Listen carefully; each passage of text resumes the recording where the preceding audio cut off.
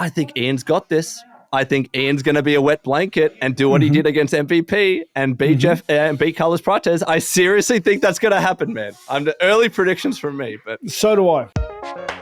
What's up, everybody? It's me, Johnny, here with my instant reactions to UFC Fight Night in Kansas City. Ian Garry versus Carlos Prates. Of course, let's start off with that main event, and I'm just going to say it.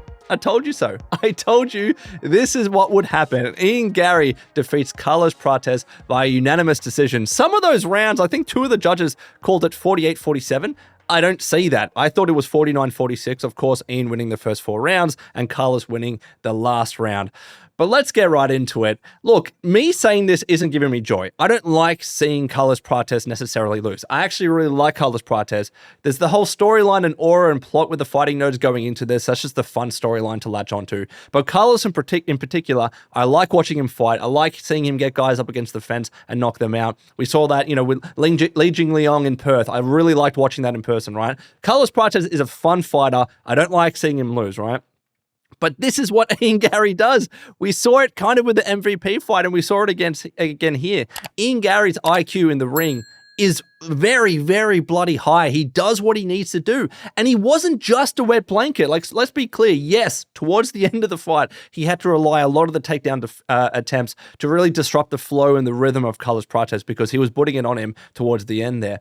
But for like the first half or more than that of the fight, he was outstriking Carlos Prates. Prates could not get into his rhythm, could not lay on the strikes like he has done in previous fights. But Ian Garry was doing so well. And let's just talk about it. I don't need to break down the first 4 rounds round by round because this is pretty much what you can say. Ian Garry's distance management is beautiful. He was working those kicks in particular, the right high kick, all bloody night, the oblique kicks. His jab was on point every time Ian was throwing. He was always landing combinations, right? And oftentimes Prates was blocking a lot of the stuff, especially those high kicks, but a few of them would always sneak in.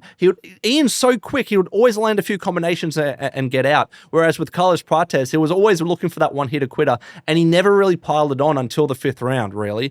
And then, of course, Ian Garry, even though the vast majority of his takedowns were snuffed by Prates, and Prates was doing well, the fact is he was still throwing them. He continued to level change. He continued to make Carlos Prates think. And that's, again, another reason why, in addition to his distance management, why he just couldn't get into the rhythm and he couldn't get into the flow. Ian Garry played the perfect fight in this fight with Prates.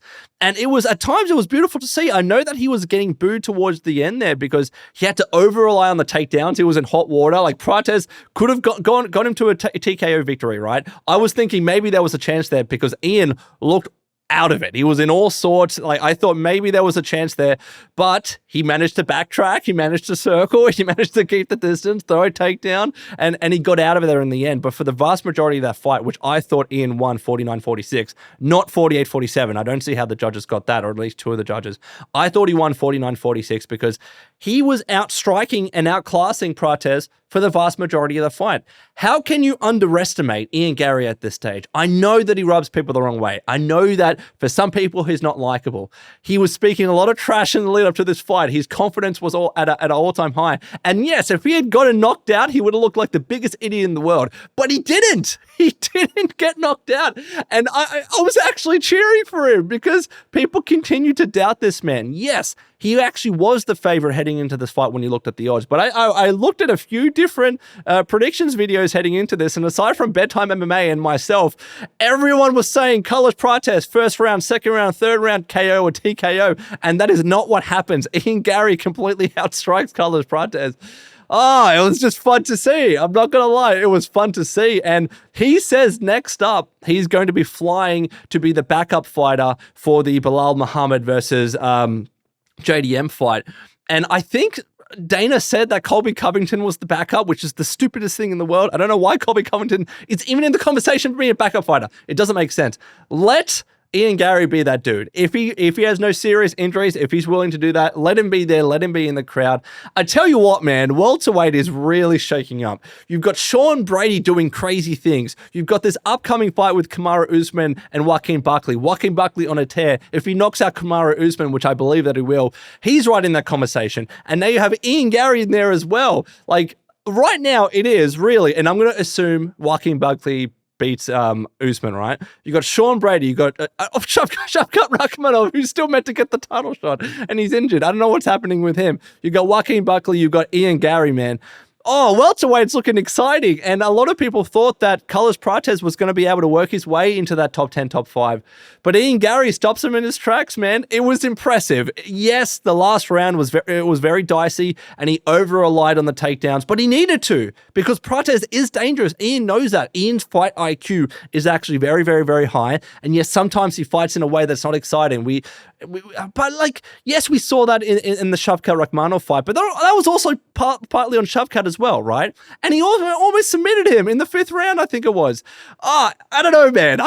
It's fun seeing Ian Garry prove people wrong, even though it's not like I'm the biggest fan of him. I like everything that he says. Yes, he's cocky at times and he's got a lot of ego, but to do what he did tonight against one of these up-and-comers, a part of the Fighting Nerds, ruins their undefeated streak in the UFC.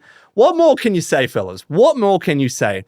Oh, let's see what happens next, though. And in terms of Carlos Prates, I think he'll be back. He surprisingly, with his cardio, was doing decently well, given he smokes 10 to 15 cigarettes a day. Maybe he needs to pack that in a little bit. Maybe he needs to cut that back, because as he gets older, that's going to cost him. But I think his rhythm was being really disrupted by Ian Garry. He couldn't put those strikes together. He couldn't do what he usually does. He'll be back. We'll know that he'll be back. But now the Fighting Nerds have been broken. Their aura has kind of been broken a little bit. Yeah, Sean Silva just did what he did to Bryce Mitchell, and I really enjoyed watching that. But now they're no longer undefeated. Is Kaio next to lose? Kaio's been calling out everyone. He's saying Rob's been ducking him, which is ridiculous. But let me know what you think in the comments below. I'll move on to talking about the rest of these fights. So Zhang Mingyang TKOs Anthony Smith in his retirement fight. Just like the Dom Reyes fight, really hard to watch. He gets cut open with that brutal elbow, and then just continuous elbows. It was only a matter of time. Anthony Smith, man, he probably should have retired a little bit ago. I'm glad that he's retired now. They showed that video package at the end. Kudos to him. Zhang Mingyang is serious problems, man. He's serious problems. What were they saying? That he's never seen out of the first or second round? He's continuing to KO and TKO people. But it was brutal to see Smith like that. We've seen him like that too many times.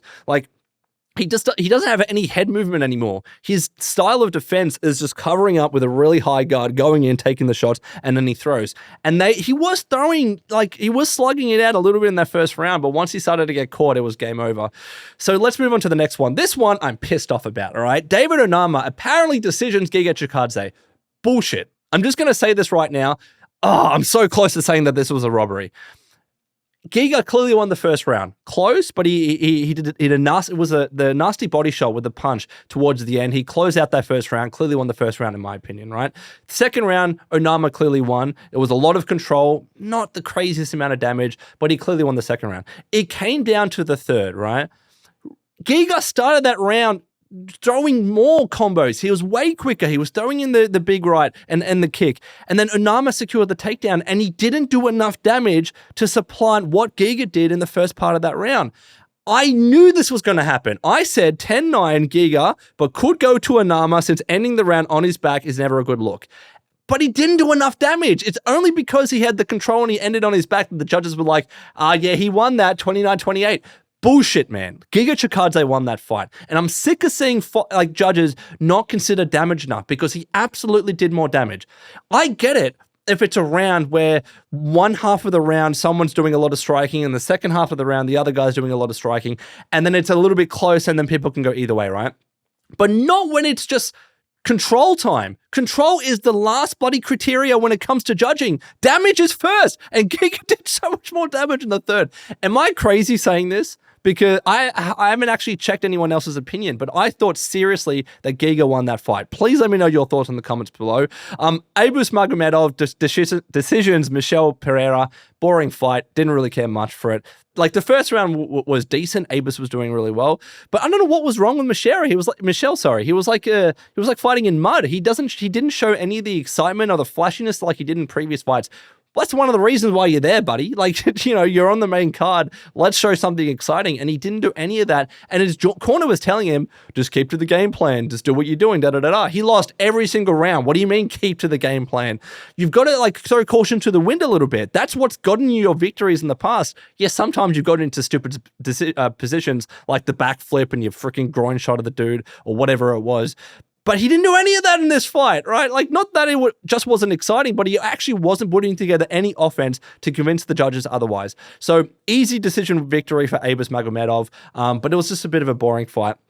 Randy Brown KOs Nicolas Dalby. Man, this fight was fight of the night. This was insane. They were both freaking throwing nasty. So the big right in the first round from Brown completely breaks Dalby's nose. Did you see his nose? It was like freaking like, it looked like a pancake. It was crazy. And it was so broken that the blood wasn't pouring out initially. It was probably going into the back of his neck. It was insane. And then Dalby drops Brown. It was huge. Controlled him for the round. Not too much damage, though, when he had him there. I still thought Brown won that first round, even though he could have gone either way. But then it didn't matter in the end. In the end, freaking Brown knocks out Nicolas Dalby. Picture X, like a movie, man. Knocks him out, face plants.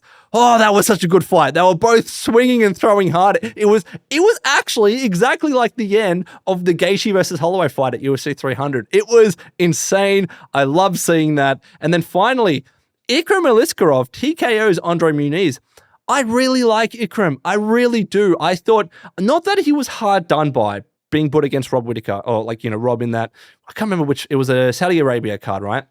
Because he was already, from memory, preparing for another fight, but he had to weight cut and then travel and then weight cut again. So I felt a little bit bad for him being put up against someone like Rob Whittaker, like in a main event. Like what happened was probably inevitable, right? Even though a lot of people were, you know, thinking that Ikram was going to beat Rob Whittaker, in hindsight, he was put into a bit of a shitty position.